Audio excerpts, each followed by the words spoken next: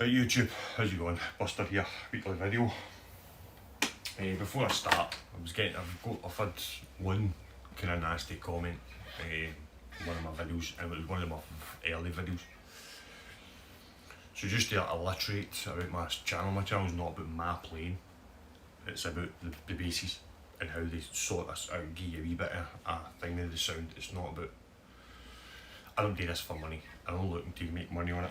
As I've said before, I just like to document the basses that I get hold of and some of the weird and wonderful ones that I have had in the past. So I don't care about your comments. If you're nasty comments, don't bother me. I don't see the reason why you have to put nasty comments on somebody's video. There's no need for it. If you don't want anything nice to say, don't say anything at all. That's the way I am. If I don't like somebody's video, I'm not going to tell them that I don't like it, or I just don't comment. So, saying that, people who are subscribing, thanks very much. Hope you like the content, and there will be more of it. But my videos are not about my bass playing, they're about the basses. So, now I've said that, here's this new bass. So, I done a video on my Jim Reed 5-string, and I didn't know what I was going to do with it. And I happened to speak to a guy from Edinburgh who had this, and I was kind of speaking to him and saying to him that I was selling it originally, and I said to him, would you consider a swap? And he's like, oh, what have you got? He says, I'm looking kind of for a 5-string. So I sent him pictures of the Jim Reed, and he's like, yeah, bring it over and I'll have a look at it. So the Jim Reed was set up beautifully good, and brand new strings and everything, and done the deal. So I've always wanted one of these. I wanted like the blonde one, the kind of the yellow slab body, but now that I've got this, I really like this. So that's me. I've got my 50s P-bass, 50s style P-bass. So this is a 2020. This is a I've seen this to mid and uncle. I don't know what Squier are doing, or Fender, to be honest with you.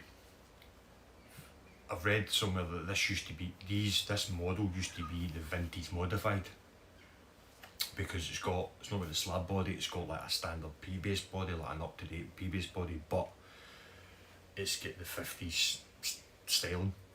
But this is a CV, this is a classic vibe. So for what I've read, I think the VM was first, and they changed it from VM to the CV. I'm not 100% sure. As I say, I'm still in controversy about the Chinese Squiers. I don't know what the crack is with them, because they don't come with skunk stripes. You don't need them if it's a two-piece neck. So that means if the fretboard's joined to the neck, you don't need the skunk stripe, because obviously you just put the truss rod in before you put the fretboard in. You only really need the skunk stripe if it's a one piece, but Fender have adopted that as their kind of signature, as every one of their basses have got, or guitars have got skunk stripe, but the Chinese don't. I don't know. I'm still kind of trying to look at it now. This is an Indonesian made one. It's got the skunk stripe. It's also got the skunk stripe because I think it's a one piece neck. I'm not 100% sure, because it's been finished, the neck, so it's got the kind of lacquer over it. So the fretboard's actually lacquered, so I can't tell if it's a one piece neck. I think it is. I think it's a one piece. It must be, because the one piece necks get the slug put in. Normally if it's a two piece neck, you don't get that slug. So I don't know. I'm not 100% sure of the finish, because I can tell with the Bronco it's a one piece neck, because it's not finished like this, so it's not got varnish on it, or lacquer should I say. So 2020, it's got kind of brushed steel hardware, which is quite nice. It's not too saddle bridge. It's got like, I don't know if I can get you to see this. So years ago, well, back in the day, when they came up with this 4 saddle thing, They used to use what was called threaded rod, it used to be, and you used to just cut it up into saddles, drill holes in it and make saddles of them. So that's got that kind of saddles on it. What else to say? White pickguard. I don't know if I'm going to keep the white pickguard on it. I've seen quite a few of these where people take this off and it's just the body, but I don't like the screw holes in it. I'd have liked to have had it where the scratch plates was optional and you would put the holes in it, so there was no holes in it. I don't like that you can see the holes when you take the scratch plate off, but take it off, it's obviously this lovely whitey pinky colour with a kind of hint of blue through it, which is quite a nice colour. The body's made of pine, like the original. Trying to think what else. Yeah, it's a kind of whitey pink colour, which is really nice. There was another one came up, a sunburst one, that I probably could have got if I did a bit of ducking and diving like I normally do, but I didn't see the point in having two of these. That's it. I'll never buy a Fender one of these, I don't think. This will just be my 50s P-bass for now, and I think I'm just going to keep it. I've always wanted one of these, ever since I started playing the bass. The two basses that I really wanted when I started playing was a 50s style P-bass and a 1989 Fender Jazz Special. Like, I know that isn't a Jazz Special, that's the closest I came to it when I was 17. Fender Jazz Special that Duff McKagan used, had to be a 1989. They reissued them as the Boxers, but they don't do the yellow colour, which is unfortunate, because if they did, I probably would have bought one of them. They just do, and they've not got a black painted neck either, the Boxers. Black headstock, do them in really funky colours, black, red, some other ones, green, I think they've got a green one. But the 1989 one that Duff uses has got a black neck, a black painted neck. The Boxers don't. That's the closest you're going to get to a used one, or without buying a signature. And the 89s are quite expensive, the proper 89s. So, I'm off babbling. Brand new set of roto sounds on it. Don't know if I've said this before, because I've tried to do this video quite a few times, so I'll say it again just in case. When I bought this, it came with flats on it, and whoever put flats on it had filed the nut, but filed the groove, the D string to, was it the A string or the A string? I think it was the A string. I've got it up here somewhere. That's the original nut. I think it was the A string actually, this one. They filed it too much. So with the flats on it was fine. I changed it to the roto sounds, and as soon as I put them on, two things happened. One, the string was too low to the fretboard because they'd cut the nut too much, and the break angle from here to there wasn't enough. So when you moved the string, it actually bounced out of the nut. So I had to make a new nut. So what I had to do was, lucky enough, I don't buy nuts, so I don't see the point, because you always need to file them and sand them anyway. So if you're going to buy a nut, then why not just make it yourself, because you're going to have to do most of the work anyway to fine tune it. So what I do is I buy bone online. So normally I'm looking at a bit, it's in my box somewhere, so I've got loads of this. I need to buy actually more of the Fender style ones. So this is a block of bone. So once you polish this, it looks nice. So I buy a load of this, and this can be used for Gibson style nuts, that kind of half moon one. Or you can, if you really want to, you can file it like mad and make one of these. If you don't have the other stock I've got, the other stock is about this length and it's thinner. And I buy that because you can make fender nuts out of it, and all you have to do is maybe file it, maybe half a mil off it, and it'll fit. And also if you ever need to make a saddle for a bone saddle for an acoustic, it's the right length if you ever need to make one. But generally I just cut them in half, and I can get two fender nuts out of one blank. If I had a bandsaw, which I might need to invest in. If you half that, the thickness of that, if you half that bang on, you can get 2 fender nuts out of it. But you need to be really precise, otherwise you're losing a lot of material to make a fender nut, because it's like fucking, yeah, it's exactly double the thickness of a fender nut. So if you've got a really thin bandsaw and you're nice and straight, you could probably get 2 fender nuts. I used to do that. I had a bandsaw in my other house, and that's what I used to do, set up a wee jig, just push it through, and you literally, but if you need to be precise with it, because you're just a wee bit of failing, and that should get a nut, 2 nuts with it. But worst case, you just sand that to half the size, cut it to size, shape it, and you've got a nice nut. So yeah, so I had to make a nut for it. If you don't want to make your own nuts, then you can buy them and just Music Lily sell them. Trying to think who else, and a few other ones. So this is a proper bone nut on this. The one that came off it, I think, was graphite. No, might have been graphite, because it wasn't black. I don't know, it might have been bone or a synthetic bone, but this is now a proper bone nuts on this. So yeah, if you want nuts made for your guitars, give us a shout. I can make one for you. The only thing is, I need the guitar to make it, because I can get it to the rough shape for you, but to finally fit it to your guitar, I need the guitar, because I actually fit it to the guitar. I don't, I'd rather just fit it to the guitar, because sometimes the slots are something slightly different, and basically what I do is I polish it so it's sides. You can't feel it when you run your finger up here. You can't feel the sides. It's just one fluid. It's highly polished, break angle, nice in it. So if you're looking for a nut, give me a shout. I might actually do a video at one point. I'm babbling here. I might do a video at one point of me making a nut if any of my guitars ever need one.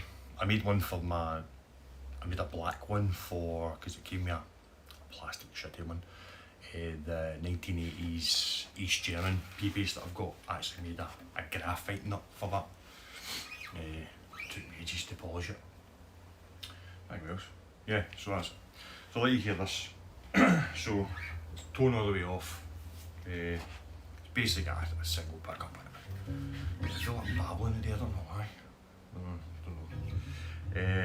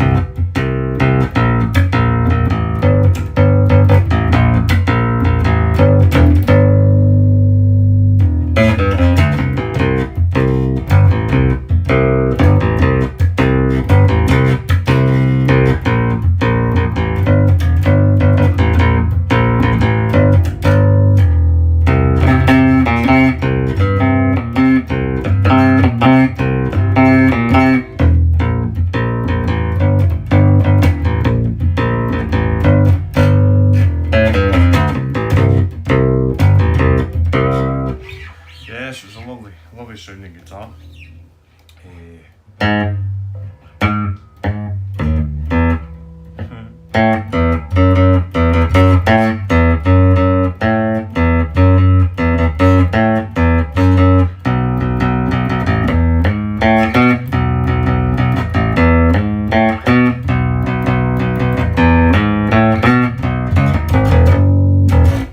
Yes, it was a lovely sounding guitar, definitely.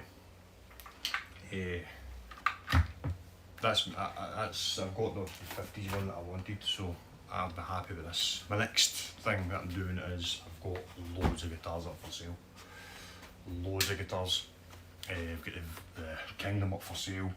I've got the Ira Pro 2. I've got the LTD B50. I've got the 5-string acrylic bass up for sale for cheap. A few ones. Because I want to, that's my new set to buy. I want to buy this, I want to buy a Fender P-Bass white with maple neck. The one came up for sale for a good price. If that one goes, all I'd need to do is put an extra 150 quid to it and I would be able to buy a brand new one from Guitar. So I'm trying to raise about 700 quid. So I've got a few guitars up for sale. Because I can't justify buying a Fender P-Bass with getting rid of some of these first. So I can't do it. I need to get rid of some guitars first that I don't really play very well. And this kind of spurred it on, this guitar. I was kind of swaying to sell guitars that I'm going to regret it. I was talking to Mad Malco about this actually.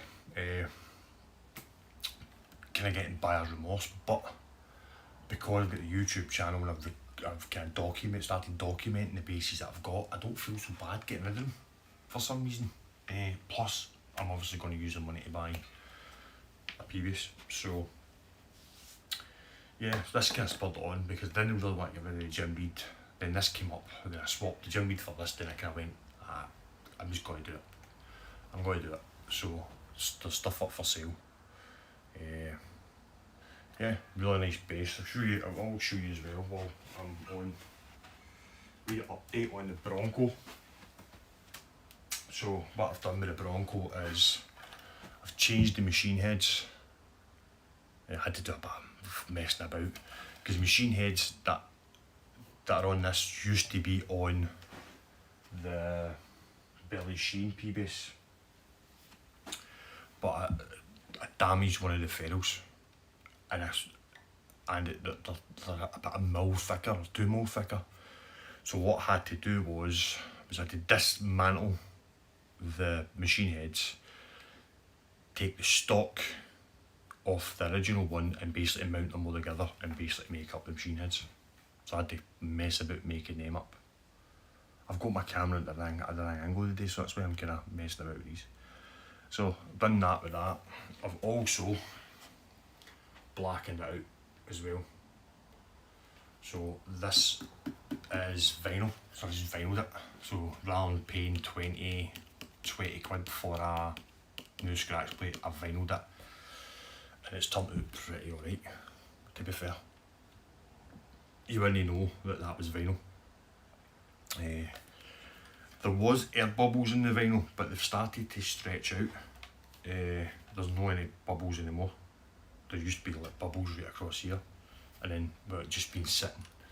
So what I did was I bought A3 vinyl, vinyled it, cut it to shape, heat gunned it, and then left it sitting, and all the bubbles have came out. So that's I'm pretty impressed with that. So I just bought a black pickup cover. Cost me about 2 quid or something. So yeah, so blackened that out, so it looks more like a Music Master now. So the only difference is obviously it's a squire, that's the difference, but the only difference it says squire and the scratch plates are different, a slightly different shape. So that was it. I wanted to try and see if I could vinyl scratch plates, so now I know I can do them. All the scratch plates I've got lying about, I don't need to buy different colours now, I just need to buy a mixed pack of A3 vinyl and vinyl. That's it. So that's the Squier Bronco. What was the other one? Oh, the wee Mini P, that's blackened out as well. I mainly did this for my son because he wanted a bass like, I got it right. So he wanted a mini version of my one that I did for like Duff McKagan one. So obviously the Duff McKagan one's a PJ configuration. PJ configuration, and it's got black hardware, but this kind of looks very similar, so he loves playing this now. What I might do next is try and find I might try and buy another scratch plate, I'm not too sure, and get the mirror vinyl, and maybe mirror vinyl this as well, to see if I can get that done. So that's another thing I can do, is vinyl scratch plates. So my next thing I'm going to do as well is I'm going to get an old scratch plate. I'm going to break it, purposely break it, because I've hundreds of them, and try and join it back together, and then vinyl it to see if I can make it look like it's never been broken in the first place. That's my next project. Other thing that I was doing as well is my nephew, I just thought I'd put this in the video since I don't want to do guitar. I don't really do guitars very much because I'm not a guitar player. But my nephew's guitar was knackered. He's just starting out, that's why there's all the stickers and stuff. I would take them off, but he loves them. The volume pot was knackered, so he asked me to fix that. Put my new set of strings on, and while I was in, I decided to fit a Gilmore switch. So he doesn't even play guitar yet, he's just learning, and now he's got a guitar with a Gilmore switch. So yeah, so basically what happens is, I don't, obviously these are the guitar players you know, 5-way switch for a Strat. So you've got saddle, bridge and middle and neck, and neck. With a Strat you can't have the outside two pickups running together. That's what the Gilmore switch does. So if you've got it in the bridge position, you flick that switch, it'll put on 2, and then if you got it at the top neck, switch that switch, it'll put on the outside 2. I don't think that's the way you're meant to do it. I think it's when it's in the top position you can do it, but this guitar wiring is not like any other guitar wiring, so that's the only way I could do it, is to do it that way. So he's now got a Gilmore switch in his Strat. Never heard this make before, but this is a really, for a learner guitar, this is really nice. Heart of the bridge, really nice. Electrics are actually okay in it. Neck's lovely in this for being a wee learner, but nice rosewood fretboard. So I don't know where, I think my sister picked it up for him. Sent it at a charity shop with a Marshall amp, and I think it was pretty cheap. So she's got definitely a good guitar for a starter. I've never heard this make before. I don't know what that is, Elka or something, but it's really finished nice. So there you go, that's this week's video. He'll be coming to pick that up maybe next weekend or something, so I don't know. Yeah, so that's a CV50. I'll keep you posted if I get the Fender P-Bass. Hope you have a nice week. Carry on.